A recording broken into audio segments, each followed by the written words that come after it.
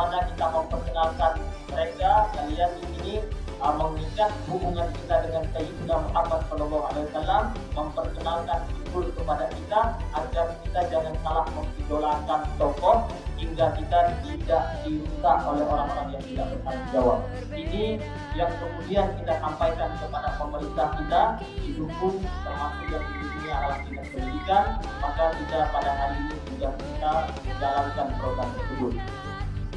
Adik-adik yang dimuliakan oleh Allah Subhanahu wa taala, saya ingin menyampaikan bahwa kita anak muda pada hari ini, jika kita dirusak, apakah itu diserang dari sisi akidah ataukah itu diserang dari sisi syahwat, ini kita akan berusaha.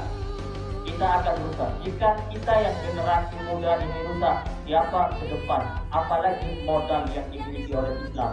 Ini yang harus kita pikirkan.